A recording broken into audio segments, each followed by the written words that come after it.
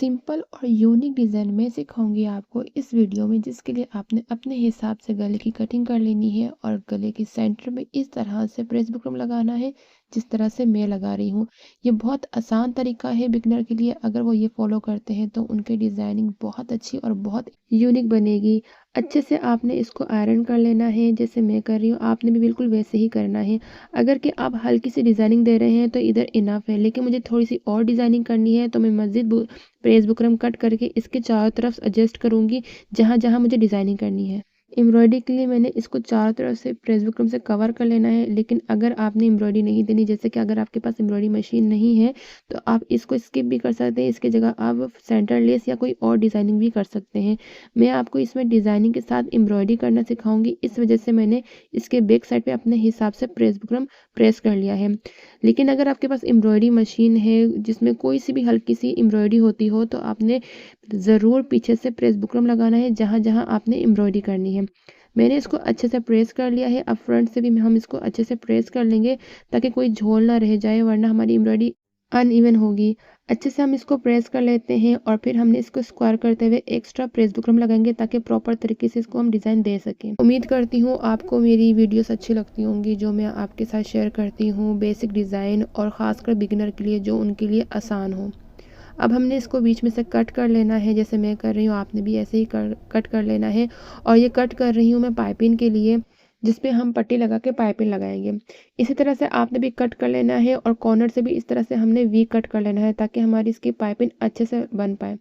अब हम इसे हल्का से फिर आयरन करेंगे ताकि जब हम इसमें पाइपिंग लगाएं तो वो बहुत नीट से बन पाए। पाइपिंग के लिए हमने 2 इंच की पट्टी ली है और प्रेस बुकरम के नीचे यानी कि हमने गले के आगे से पट्टी रख के और पीछे से हम इस पर सिलाई करेंगे। जितनी हमें पाइपिंग के लिए चाहिए होगी हमने उसके हिसाब से सिलाई करनी है। अगर आपने मोटी पाइपिंग देनी है तो आप उसके हिसाब से इस पर सिलाई करेंगे।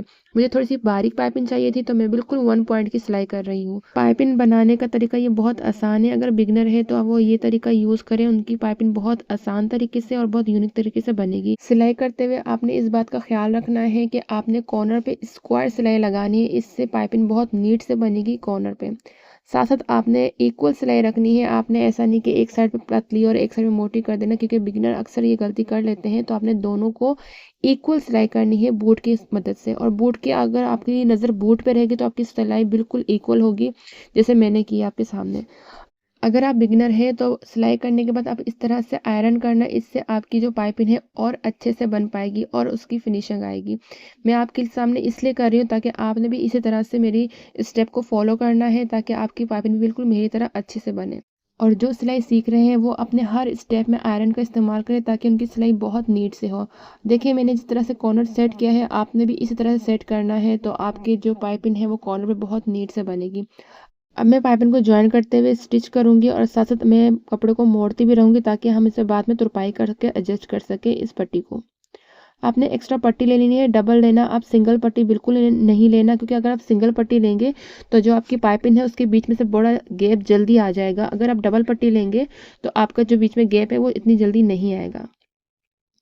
तो मैं अब सिंगल सिलाई कर रही हूँ एक साइड पे, तो आपने बिल्कुल ऐसे ही जैसे मैं कर रही हूँ वैसे ही आपने सिलाई करनी है और साथ साथ फिर आपने दूसरी साइड पे भी इसी तरह से सिलाई करनी है।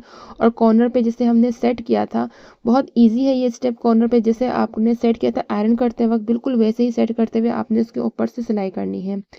एक चीज़ मैं आपको यहाँ पर समझा रही हूँ कि अब जब कॉर्नर सेट करें ना तो आप सिलाई मशीन को थोड़ा सा स्लो कर दें। कोशिश करें कि आप हाथ की मदद से करें। थोड़े से आप हाथ की मदद से सिलाई करेंगे तो ये सिर्फ ये पार्ट आप हाथ की मदद से करें, बाकी आप सारी जो फास्ट कर सकते हैं सिलाई मशीन, उससे कोई मसला नहीं है। लेकिन आपका जो कॉर्नर होगा उससे आपने हाथ की मदद से करना है, यानी कि हाथ से मशीन चलानी है। अल्हम्दुलिल्लाह ये हमारा बन चुका है और आप इसमें कुछ भी डिज़ाइन कर सकते हैं या छोटे छोटे फ्लावर बना दें या कोई ऐसा टाका जो बहुत यूनिक लगे गले पे। क्योंकि जब कोई लॉन का सूट होता है और उस पर आप पाइपिंग लगाते तो साइड पे अगर कुछ आप डिज़ाइन दे दें तो वो बहुत अच्छा लुक देती है। लेकिन मेरी आपसे यही राय होगी कि अगर आप कोई डिज़ाइनिंग कर रहे हैं तो पीछे से प्रेस बुकरम ज़रूर लगाएं। इससे आपकी जो डिज़ाइनिंग है वो बहुत उभर के आएगी और अच्छी लगेगी। जैसे कि मेरी एक तरफ की एम्ब्रॉयडरी हो चुकी है, अब मैं दूसरे साइड की एम्ब्रॉयडरी कर रही हूँ और ये बहुत नीट से बनी, जैसे कि आपको शो हो रहा होगा। मेरी कोशिश रहती है कि मैं अपनी एम्ब्रॉयडरी मशीन से आपके सामने एम्ब्रॉयडरी कर सकूं।